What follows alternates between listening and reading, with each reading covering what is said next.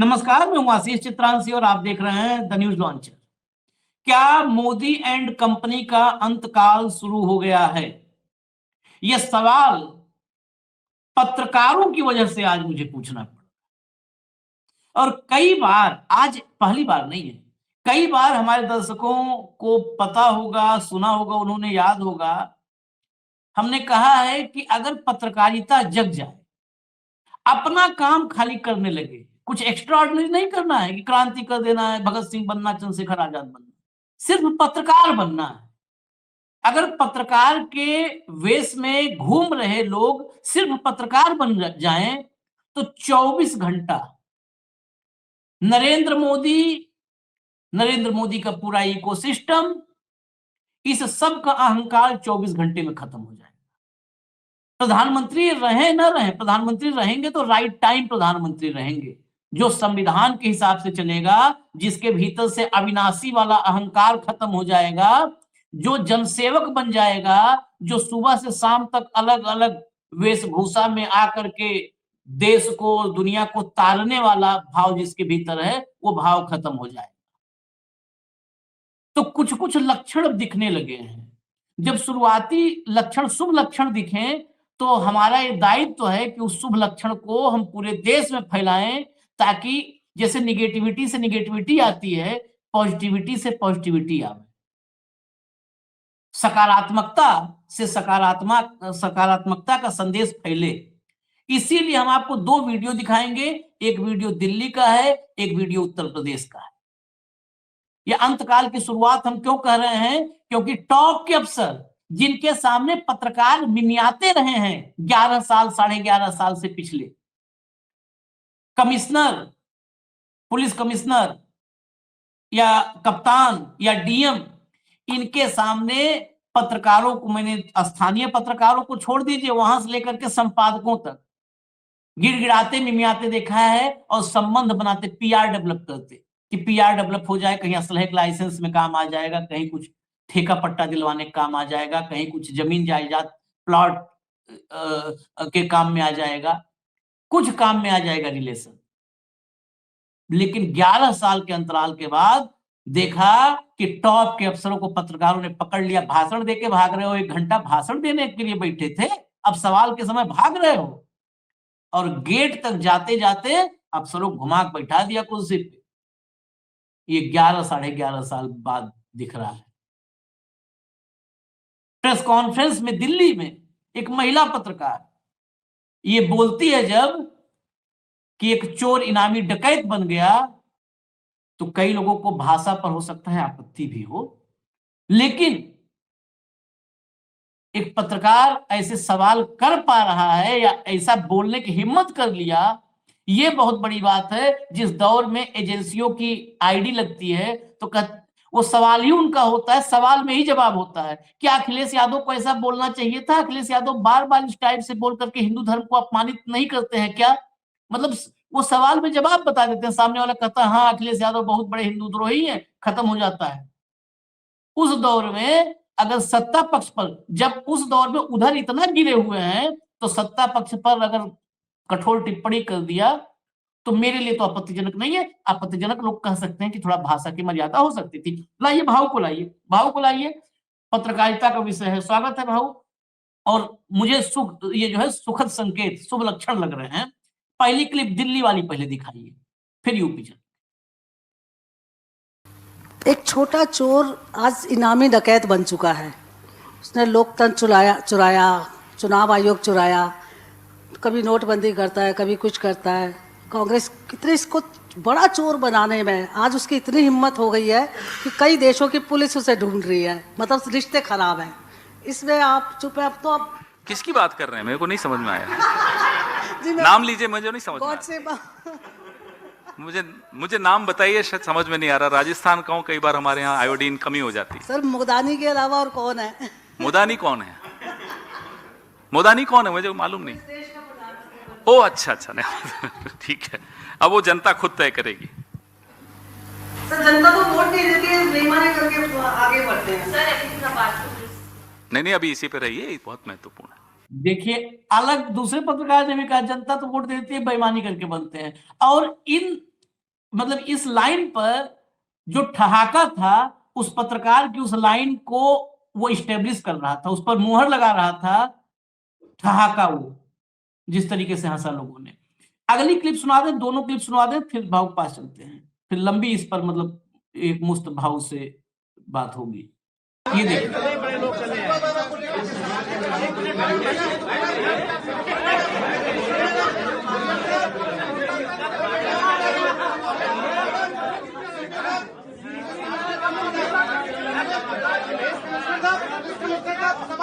जवाब दीजिए, जवाब दीजिए। भाग क्यों रहे भाई आप लोग भाग रहे हैं, जवाब नहीं दे रहे हैं।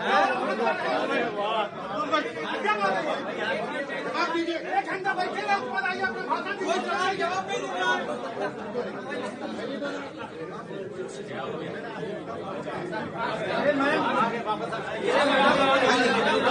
हम लोगों को आपने बुलाया है, तो सवाल का ध्यान से सुनिए ना।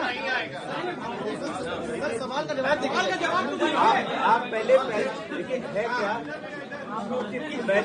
पहले व्यवस्था बनाने के लिए जो पहले व्यवस्था बनाने का साधन अनुरोध है, अगर व्यवस्थित रूप से रहेगा, क्योंकि आप 1 घंटा भाषण देके चल दिए, कहाँ जा रहे हो? सवाल जवाब दो, कहाँ चल दिए? हमें बुलाए थे तो खाली भाषण देके चले जाओगे? गए थे, लौट के आके बैठना पड़ गया। यही है ताकत। क्या होगा? अब सब नाराज हो जाएगा, 2 मुकदमा करवा देगा, जेल भेज देगा। ये ताकत हमने कई बार रूरल एरिया में देखी, ग्रामीण क्षेत्र में देखी। जौनपुर में मैं गया था, वहां एक मंत्री को दौड़ाया था सवाल पूछ के, तो वो पत्रकार भी मुझे मिला जौनपुर में, बोला आप मुझे जानते हैं? तो मैं थोड़ा हिचक गया, मैंने बोला मैं माफ कीजिएगा, मैं नहीं जानता आपको। अरे आपने तो हम पे शो किया था, हम ही वो मंत्री को दौड़ाए थे जौनपुर के, याद होगा आपको, आप और आशीष जी थे। तो ये ग्रामीण क्षेत्र में तो हम देखते थे, हालांकि उनको उनका खामियाजा भी भुगतना पड़ता बेचारों को। एक अभी हाल ही में इंदौर में हुआ, आपको याद होगा, जब उसने कहा कि घंटा सवाल पूछ रहे हो हमको आप, ये विजय कैलाश ने जब बोला ये बात, तो वो उस पत्रकार ने बहुत बुरी तरह से ये किया। या फिर नामदेव करके पत्रकार है छत्तीसगढ़ में, वो तो बेचारा जेल काट के आया इसी चक्कर में, सवाल पूछने के चक्कर में। लेकिन वो माइक लेके भागता है और बोलता है कि ये भ्रष्टाचारी अधिकारी था, देखो अब जेल जा रहा है। मैं पहले से बोल रहा था कि भ्रष्टाचारी है, मैंने इसके सवाल, ऐसे कई चीजें देखी। लेकिन ये जो 2 चीजें आज आपने दिखाई, ये मैं मेजर डेवलपमेंट मानता हूँ। देखिए आशीष जी कई बार जाते हैं, आपका क्या है, आप ऑफिस, आप हमारे पूरे न्यूज लॉन्चर के एंकर हैं, तो आप पूरा दिल्ली में संभालते हैं, और आप ही मुझे अनुमति देते हैं कि मैं जरा भारत भ्रमण कर लेता हूँ, इधर-उधर भाषण देने पहुंचता हूँ। तो जब जाता हूँ तो लोग जो इंट्रोड्यूस करते हैं, तो कई बार अनईज़ी हो जाता है आदमी, क्योंकि हम पत्रकार हैं, पत्रकारिता कर रहे हैं, आप और हम कोई बहुत बड़ा वो नहीं कर रहे हैं। सिर्फ हम कोई तीर थोड़ी मार रहे हैं, हम जिस फील्ड में हैं उस फील्ड को ईमानदारी से कर रहे हैं, इससे ज्यादा कुछ नहीं। मैं मुझ में और आप में एक अच्छा, मतलब एक ड्राइवर जो अच्छी तरह से अपनी गाड़ी चला के मालिक की सेवा करता है, वही हम पत्रकारिता करके देश की सेवा कर रहे हैं, बस उसमें और हमें कोई फर्क नहीं है। लेकिन जब आपका इंट्रोडक्शन कर देते हैं कि ये टाइगर है और देश की ऐसी आवाज, और ये जब बोलते हैं तो कई बार असहज हो जाता है आदमी, हम ये सुनने के आदी नहीं रहते। और मराठी में तो और ही बड़े-बड़े उसमें लच्छेदार शब्द होते हैं, मुल्क मैदानी तोफ और ये वो, तो मैंने तो ऐसा मत कहो। तब मैं हमेशा कहता हूँ कि इस देश के पत्रकारिता का दुर्भाग्य है, ये हमारे देश की पत्रकारिता का दुर्भाग्य है कि सिर्फ पत्रकारिता करने वाले आदमी का स्वागत होता है। हम सिर्फ पत्रकारिता ही तो कर रहे हैं, हम और क्या कर रहे हैं? हम, अब लोग कहते कि अरे आप लोगों को थोड़ा रास्ते, मैंने नहीं, हम सोशल एक्टिविस्ट नहीं है। आप हमको ये एक्सपेक्ट करोगे कि हम रास्ते में डंडा लेके मोर्चा निकालेंगे, उनमें से नहीं है। हम पत्रकार है, हमारा काम बोलना है, विश्लेषण करना है, सच्ची बात जनता के सामने रखनी है, अच्छा है तो अच्छा है, बुरा है तो बुरा है। और कोई भी हो, कोई राजनीतिक विचारधारा हमारी नहीं है, जो भी हमारी एक वैचारिक जो विचारधारा है वो हमारा संविधान है, जो हमारे लोकतंत्र को प्रोटेक्ट करता है। इसके आगे हमारे पास कुछ अपना खुद का कुछ नहीं है। लेकिन जब हम ये कहते हैं कि ये दुर्भाग्य है, और जब ऐसे में ऐसे सवाल कई बार होता है ना, कि जब प्रेस कॉन्फ्रेंस हम देखते हैं या कोई मैं पॉडकास्ट देखता हूँ, या कभी नेताओं को बात करके नेता निकल जाते हैं। आजकल नेता क्या करते हैं, सही बात, उन बनारस मतलब काशी के पत्रकारों ने जो कहा गलत नहीं कहा आशीष, ये वन वे हो गया। लोग आते हैं और बाइट दे के चले जाते हैं, सवालों का जवाब नहीं होता। कई जगह सवाल जवाब पूछना मतलब कई भाषण हो जाते हैं, भाषणों के बाद बोलते हैं कि आप सवाल पूछ सकते हो, लेकिन सवाल में एक राइडर होता है कि आप सप्लीमेंट नहीं पूछते हो। एक बहुत चीफ सेक्रेटरी रह चुके हैं महाराष्ट्र के आईएएस ऑफिसर, वो यहाँ पे एक प्रोग्राम था महाराष्ट्र सदन में, मैं गया वहां पे। जब सवाल पूछने की बारी आई तो मैंने उनको सवाल पूछा कि ब्यूरोक्रेसी में कितना पॉलिटिकल इंटरफेरेंस होता है। तो उन्होंने जो जवाब दिया वो होश उड़ाने वाला जवाब था। उन्हें कहा देखिए, ब्यूरोक्रेट को 5 साल बाद एग्जाम देनी नहीं होती, एक बार हम ब्यूरोक्रेट बनते हैं और उसके बाद हम सर्विस ज्वाइन कर लेते हैं, लेकिन नेताओं को हर 5 साल बाद जनता के बीच में जाना होता है। इसलिए हमें वही करना चाहिए जो हमारे नेता कहते हैं। वाह। तो मेरा इसमें सप्लीमेंट यही था, जब आपको वही करना है जो नेता कहते हैं तो फिर सिविल सर्विसेज का इतना बड़ा नौटंकी क्यों? नेता अपने पत्नी को ही पीएस बना दे, सेक्रेटरी बना दे डिपार्टमेंट का, पत्नी से ज्यादा और या अपने बेटों से ज्यादा और आज्ञाकारी कौन हो सकता है? या आप कोई पुश्तैनी नौकर हो जो आपके घर में आपकी मॉलिश भी कर रहा है और आपके जूते भी साफ कर रहा है, उसी को गृह मंत्रालय का सेक्रेटरी बना दीजिएगा, क्योंकि वही करता है जो आप सुनते हो। लेकिन सपने तो ऐसी जब मानसिकता सब दूर है कि वन वे ट्रैफिक चल रहा है, प्रधानमंत्री मन की बात करते हैं, योगी जी अपना वीडियो बता देते हैं, धमकी दे देते हैं, ये आय करेगा तो कोई सामने सामने बैठ के जरा वार्तालाप करे, सवाल जवाब करे तो मजा आए। ऐसे में जब कोई पत्रकार नरेंद्र मोदी जी का नाम लेके और अडानी का नाम लेके बोल रहा है तो इसमें बड़ा दम लगता है। बहुत कम लोग हैं कि जो अडानी या मोदी का नाम लेते हैं। कई लोग ऐसा एक उद्योगपति कहते हैं, साइड साइड से चले जाते हैं। कुछ लोग तो उल्टा चलते हैं, जो सबसे बड़ा यूट्यूबर वो तो कहता है कि अडानी से बड़ा अडानी ही देश का विकास है। अपना खुद का विकास उसने किया होगा अडानी जी से, वो बात अलग है, वो जाने, हमें पता नहीं, लेकिन उनमें अडानी में विकास दिखता है। हम लोगों को ना अडानी में विकास दिखता है ना अंबानी में विकास दिखता है। हम तो उस अंतिम व्यक्ति की बात करते हैं कि ये देश जहां 71 करोड़ लोग 81 करोड़ लोग 70% पॉपुलेशन सरकार के अनाज पे जिंदा है,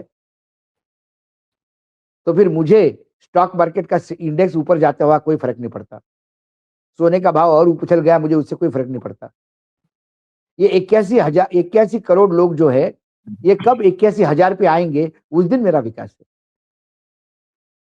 तो आज उस पत्रकार ने एक सवाल पूछना और उसने जब कहना कि भाई वो मत लगातार चुनाव जीते तो दूसरे का तुरंत रिएक्शन आना दूसरे पत्रकार का, ये एक अच्छा संकेत है कि लोग अब धीरे धीरे वो डर उतर रहा है, लोग खुल के बोल रहे हैं। और अब तक कौन खुल के बोलता था? राहुल गांधी खुल के बोलते थे, एक ममता जी खुल के बोलती है, दक्षिण वाले जब उनके राज्य पे आती है तब मुंह खोलते हैं। बिहार के तेजस्वी ने बोलना बंद कर दिया। अखिलेश जी की यहाँ चुनाव है इसलिए अब उनको बोलना जरूरी है। लेकिन लगातार 24/7 कौन बोल रहा है? मुझे तो एक ही आदमी दिखता है, राहुल गांधी। 24/7 चल रहा है हर जगह पे। तो ऐसे में यदि कोई पत्रकार सवाल पूछना शुरू कर देते, ये शुरुआत की टेंडेंसी, अर्ली ट्रेंड है ये, लेकिन एक आशाजनक है। अपेक्षा है इतना ही करेज बीजेपी कवर करने वाले लोगों के बीच में आ जाए। मैंने भाजपा कवर करी है आशीष जी। मैंने गोविंदाचार्य जब जनरल सेक्रेटरी थे और मीडिया इंचार्ज हुआ करते तो मैंने उनको भी सुना। मैंने सुषमा स्वराज जी को देखा। सुषमा जी तो हर एक पत्रकार को नाम से जानती थी और नाम से बिल्कुल नहीं नहीं तुमने कल भी पूछा था, आज अब आज तुम्हारे सवाल का जवाब नहीं दूंगी, या हंसी मजाक में टाल देती थी, लेकिन कभी धमकाने वाली बात नहीं थी। मैंने आपको किस्सा सुनाया था कि उस प्रेस कॉन्फ्रेंस में तो मैं था जिसमें डीपी यादव को इंट्रोड्यूस किया गया था कि पार्टी ज्वाइन कर रहे हैं, और उसी प्रेस कॉन्फ्रेंस बीच में ही वाइंड अप हो गई वो, और बाद में बताया गया कि डीपी यादव नहीं ज्वाइन कर रहे, क्योंकि उसमें सवाल पूछा गया था आज डीपी ज्वाइन कर रहे हैं, कल दाऊद इब्राहिम ज्वाइन करेंगे क्या? पार्टी का स्तर हो गया क्या? तो वो पत्रकार थे, और पत्रकार जो होते हैं सवाल पूछने वाले पत्रकार होने चाहिए। क्यों नहीं पूछेंगे आप? ये सवाल ना पूछने से पता है क्या है, दूसरा पक्ष बदतमीज तानाशाह दूसरा पक्ष हो जाता है, और उसके प्रमाण आज यदि बीजेपी के प्रवक्ता बदतमीज हो गए हैं, तो इनके लिए पत्रकार ही जिम्मेदार है। बिल्कुल, जो उनकी बदतमीजी सहन कर लेते हैं। बिल्कुल, वो एंकर जिम्मेदार है जिनके कार्यक्रम में कोई बदतमीजी कर जाता है। हम तो बीजेपी वालों को बदतमीजी अलाउ है उनके कार्यक्रम। मैंने क्या कहा, हम तो किसी भी गेस्ट ने, ये मेरा रिकॉर्ड रहा है, यदि मेरे पुराने वीडियोस देखोगे आप, किसी गेस्ट ने यदि एंकर के ऊपर आरोप लगाए तो मैं डिफेंड करता था, क्योंकि तब एंकर्स भी ऐसे हुआ करते थे। मैंने बोला आप गलत बोल रहे हैं, तो बोले हमने एंकर को कहा, आपको नहीं कहा। मैं राजनीतिक दल से नहीं हूं, मैं मीडिया से हूं, मैं एक विश्लेषक के तौर पे यहां बैठा हूं, और ये मेरे बिरादरी के हैं, आई विल डिफेंड देम। आज वाले तो डिफेंड बोल दिया आपने? आज वाले तो डिफेंड आज अरे भैया, आज तो ये होता है कि मैं कई जगह लोगों को प्रॉब्लम है कि आप आते क्यों नहीं हो टीवी में, क्या जाऊं मैं, जाने के बाद एंकर से झगड़ा हो जाएगा।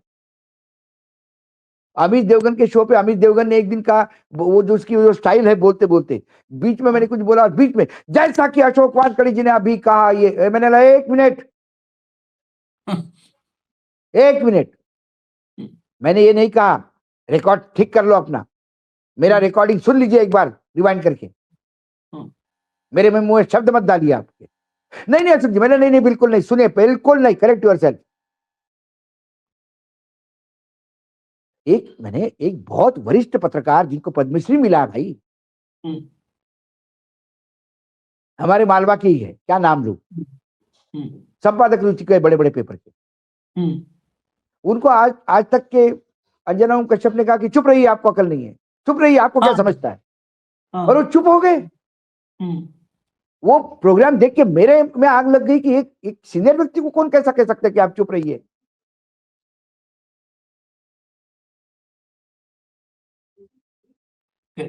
इसीलिए ये जरूरी था। ऐसे माहौल में उस महिला का ये सवाल पूछना, हालांकि उस आवाज से मैंने जान लिया वो महिला कौन है, बहुत ऐसे ही बोलती है वो, लेकिन उसका एक क्लिप बाहर आना बहुत बड़ी बात है। और कहीं ना कहीं ये निडर लोगों की फौज बढ़नी चाहिए भाऊ। पत्रकारिता डर के साथ नहीं होती, कोई भी काम डर के साथ नहीं होता। मोदी जी अपनी विदेश नीति यदि अच्छी करना चाहते तो उनको डर से दूर होना होगा। जब तक अमेरिका का डर और ट्रंप का डर उनके सर पे मंडरा रहा है, तब तक वो कोई अच्छा काम नहीं कर सकते विदेश नीति में। खाली ट्रंप का डर नहीं, नरेंद्र मोदी पत्रकारों से भी डरते हैं, पत्रकारों से भी। देखिए आशीष जी, क्या होता है, पत्रकारों से क्यों डरते हैं? क्योंकि आप लगातार इतना झूठ बोलते गए, और झूठ क्यों बोलते गए? क्योंकि आपके झूठ को ये हवा देते गए। जिस पत्रकार को उन्होंने कहा कि मैं तो अविनाशी हूं, डायरेक्ट ऊपर से आया हूं, मैं एंकर होता तो मैं कहता कि धन्यवाद आपको, और मैं पीस टू कैमरा करता कि हम प्रधानमंत्री नरेंद्र मोदी जी से बात करने आए थे, लेकिन अब एक युग पुरुष और अवतार पुरुष आ रहा है, तो क्योंकि मैं धर्म की बीट नहीं देखती, मैं राजनीतिक पॉलिटिकल बीट देखती हूं, इसलिए ये प्रोग्राम मैं यही खत्म करती हूँ। हिम्मत चाहिए इतनी। और ये हम उदाहरण नहीं, हम अड़े हैं, हमारी तनातनी हुई है, प्रोग्राम्स यूट्यूब पे है, कोई अड़ाअड़ी नहीं थी। क्योंकि कोई झूठ बोल रहा है तो उसको रोकना जरूरी है। ये सी बात है। आप किसी ये की झूठ सुन के ताली बजाओगे तो उसको झूठ बोलने के लिए और प्रोत्साहित करोगे। बंगाल में एक पत्रकार ने पूछा था सवाल अमित शाह से, उन्होंने कहा अपना दूसरा चलो हमारी पार्टी का मामला है, बंगाल की चिंता तुम करो। अरे क्यों बंगाल की चिंता करें, तुम्हारी पार्टी तुम्हारी प्राइवेट लिमिटेड कंपनी है क्या? जेबी पार्टी। दूसरी बात, यदि बंगाल की चिंता हम करें, हम इसीलिए सवाल पूछ रहे हैं कि आप सत्ता में ना आए बंगाल में। हाँ, हमें बंगाल की चिंता है कि आपके जैसे फ्रॉड और आपके जैसे झूठ बोलने वाले सत्ता में आए तो क्या करेंगे, ये नेक्स्ट सवाल था। हाँ, सवाल ये नहीं है कि आपने कहा कि आप हमारी पार्टी की चिंता मत करो, बंगाल की चिंता करो। अरे बंगाल की चिंता कर रहे इसलिए सवाल है क्योंकि आपकी पार्टी बंगाल में सत्ता में आना चाहती है। नहीं, और ये अमित शाह तो जहां जाते हैं पत्रकार से कुछ भी अगर इनको सवाल नहीं समझ मतलब असहज हुए, हाँ हाँ ठीक है बैठो। एक बार इन्होंने ऐसे ही जो आपने कहा ना, देखिए भाजपा का अंतर, जो आपने कहा बुजुर्ग पत्रकार ने डीपी यादव के समय कहा कि दाऊद इब्राहिम कब शामिल करवा रहे हो दाऊद को, वैसे ही एक लखनऊ में सभी अहमद नाम का पत्रकार, सभी एक चैनल में लखनऊ में रिपोर्टर थे। अमित शाह का रोड शो चल रहा था और ये उत्तर प्रदेश में वही 17 वाला भाव, और दनादन 17 में अमित शाह ज्वाइन करवा रहे थे। जो मतलब जो मिल रहा है, कोई आड़ा तिरछा भ्रष्टाचारी कोई आरोप हो, दनादन भाजपा में भर्ती करो, भाजपा में भर्ती करो। आज भी वही है, आज भी वही है। वही तो पूछ लिया सभी ने उसी रोड शो में, वो ट्रक गाड़ी जो था उस पर चढ़ चढ़ के लोग पूछ रहे थे, जो 2-2 मिनट के इंटरव्यू टिक टैक पूछ लिया कि ये रास्ते का माल सस्ते में कब तक, उतार दिया गाड़ी से, उसकी नौकरी भी चली गई। फिर बिना नौकरी के अभी भी पता नहीं कोई नौकरी लगी होगी कि नहीं, फिर वो अपने मिजाज का वो था मालिक, अपने मिजाज से घूमता रहा पत्रकार, इधर उधर नौकरी से निकाल दिया। क्या गलत पूछा? वही चीज थी जो डीपी यादव वाले में तो थोड़ा और कड़क था कि दाऊद को कब शामिल करवा रहे हो, वहां तो उसने ये पूछा कि रास्ते का माल सस्ते में कब तक उठाओगे आप। यही तो मोहन भागवत जी ने मोहन भागवत जी ने पूना में कहा था। हाँ, कि बाहर के जो लोग आ रहे हैं उनकी विचारधारा अपने पार्टी की, आपके पार्टी की विचारधारा को कहां तक टिका के रखेगी। उन्होंने और पॉलिश वे में पूछा था। हाँ तो निकाले तो वो भी जाएंगे, आज नहीं तो कल। वो नहीं, वो तो अब हो गया ना आशीष जी, नहीं निकाले नहीं जाएंगे आशीष जी, निकाले नहीं जाएंगे। अच्छा, अभयदान देखिए अब उन्होंने बोल दिया ना, तुम ही हो माता पिता, तुम ही हो सखा बंधु, तुम ही हो। जब आपने सरेंडर कर दिया तो उसके बाद वो, हालांकि एक नजर रहती है उनके ऊपर होगी, जेड सिक्योरिटी आजकल इसीलिए दी जाती है, सिक्योरिटी के लिए नहीं दी जाती। जब कांग्रेस की सरकारें रही, जो ये कहते कि मुस्लिमों की सरकारें हुआ करती थी, कांग्रेस की सरकार मुसलमानों की सरकार ही बोलते ना ये। जब कांग्रेस की सरकार थी तब संघ चालक के ऊपर, जान के ऊपर कभी खतरा नहीं था। 11 साल से तो डबल इंजन की सरकार है, अब कौन खतरा है उनको? ये तो नजर रखने के लिए जेड सिक्योरिटी दी जाती है जिन जिनको मिली। शरद पवार थोड़े से इंटेलिजेंट निकले, उन्होंने कहा कि मेरे को कोई थ्रेट नहीं भाई, जान से मुझे नहीं चाहिए जेड सिक्योरिटी, आप अपने पास रखो। तो ये, और दूसरा जो आपने देखा बनारस का, तो मैं बनारस के पत्रकारों को सैल्यूट करता हूँ। प्रयागराज के पत्रकारों को मैं सैल्यूट करता हूँ। ये उसका एक कारण है, जितना उत्पीड़न पत्रकारों का उत्तर प्रदेश में है वहां कहीं नहीं, इसमें कोई दो नहीं। इतने पत्रकारों के ऊपर केसेस है। आप वहां से शुरू करिए जिसने नमक, वो खाने में बच्चों के नमक नहीं मिलता या क्या नहीं, उसकी हत्या, मतलब कैसे मिड डे मील वाले को कैसा दुनिया में नहीं रहा। उसके बेटे को एग्जाम देने जा रहा था, उसको बेटे को उठा लिया। देखिए उसके बेटे को 10th का एग्जाम नहीं देने दिया, बोला उसके पास रिवॉल्वर की गोली मिली है, कारतूस मिला है। मतलब हर चीज के प्रताड़ना। बीच में न्यायपालिका ने भी कहा था कि कैसे राजद्रोह लगा देते हो भाई तुम, जिसको चाहे राष्ट्रद्रोह, जिसपे चाहे मुकदमा ठोक देते हो। 90 100 लोगों के ऊपर राष्ट्रद्रोह ठोका जाता था। कोई मुख्यमंत्री, चलो आज सिर्फ उसने घंटा बोल दिया, तो बेचारा हमारा कैलाश भाई जो है वो पूरे देश में चर्चा का विषय बना। ये बात अलग है कि भोपाल ने इस इशू को बहुत ज्यादा हवा दी, क्योंकि मुख्यमंत्री जानते थे कि आखिर में ठिकरा उनके सर पे फूटेगा। जो इंदौर में हत्या मौतें हुई है, मौत नहीं हत्याएं हुई है, ये 24 हत्याएं हुई है गलत गंदा पानी पीने से, उसका ठिकरा सीएम जानते थे उनके ऊपर फूटेगा और वो चांस देख रहे थे। और जैसे ही कैलाश ने उनको चांस दे दिया, पूरा भोपाल में सारा सिस्टम एक्टिव हो गया कैलाश के खिलाफ आग उगलने में। घंटा बोल दिया और मीम्स बनने लगे, ये करने लगे, और ओरिजिनल फोकस जो है मरने वालों का वो हटाने का प्रयास था। लेकिन फिर वहां जीतू पटवारी ने रायता फैला दिया।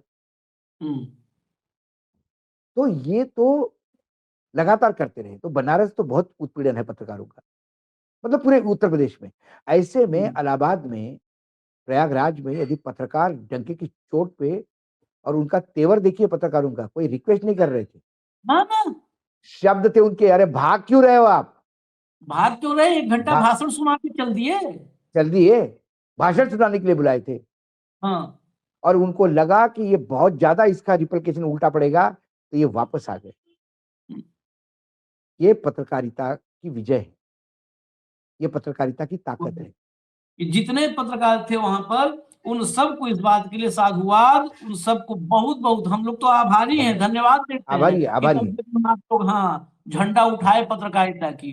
पत्रकारिता झंडा, मैं धर्म की बात नहीं कर रहा हूँ, धर्म से अलग पत्रकारिता की ध्वजा आप ऊपर रखिए। पत्रकारिता की ध्वजा ऊपर रहेगी तो इन सब पर अंकुश रहेगा। वो चाहे कि कमल के फूल वाला झंडा हो, चाहे साइकिल वाला, चाहे हाथी वाला, चाहे पंजा वाला, पत्रकारिता ध्वजा ऊपर रहेगी तो ये सब ध्वजा अपने लिमिट भर में लहराएंगे। नहीं तो इतना लहराएंगे कि फूस के जो छप्पर है ना, फूस की झोपड़ी, वो उड़ा देंगे। तो इनको काबू में रखना, पत्रकारिता झंडा ऊपर रखिए। इजाजत दीजिए हमें। धन्यवाद भाऊ, बहुत बहुत धन्यवाद। नमस्कार।